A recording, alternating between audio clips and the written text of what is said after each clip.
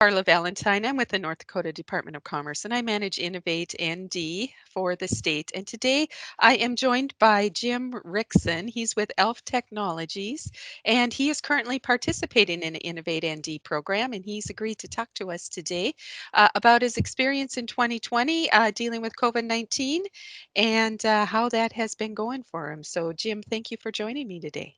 My pleasure, Carl. All right. So, first off, give us a description of your company and how you got started with it.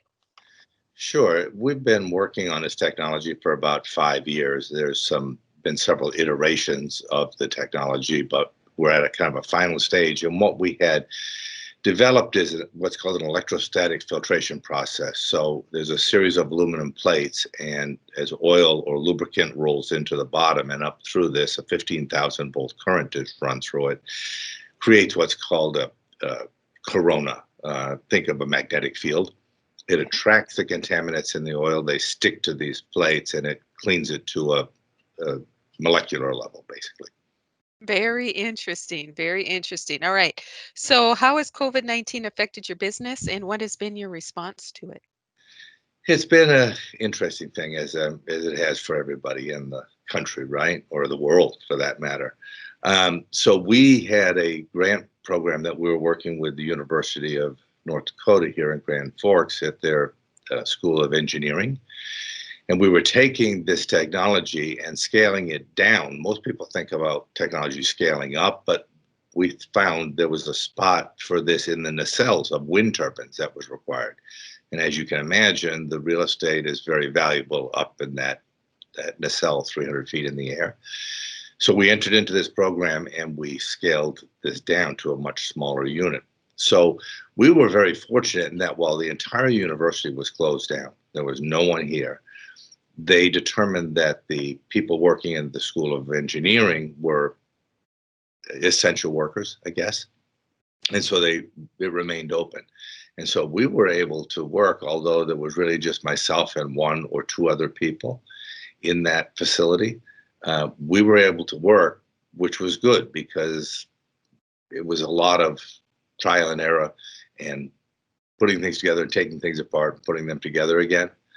So it really didn't affect our development much. Now, the marketing side of things, in terms of getting out to the customer base and talking to them, was just completely shut down.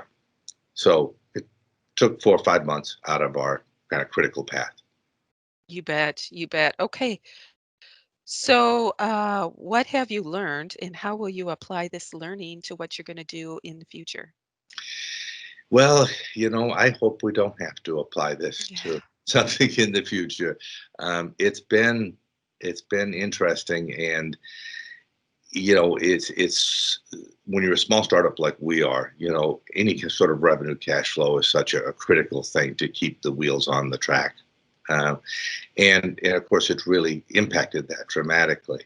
So we've been fortunate enough working here with the university that they have some resources and whatnot they've been able to bring to bear on this situation. But honestly, if things don't change, if they don't kind of come back online here by say the first of the year, it's going to be a real struggle. We're going to have to make some hard decisions, and I'm not sure where it'll go.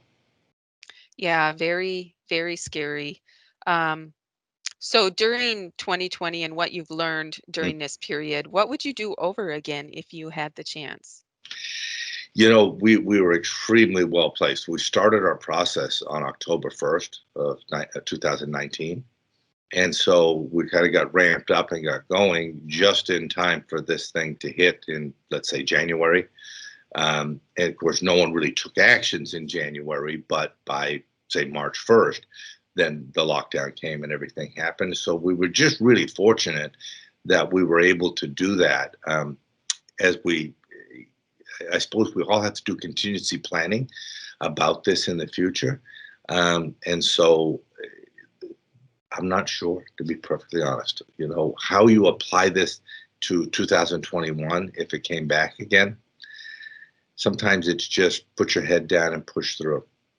Absolutely, and that is a very fair answer. That is a very fair answer.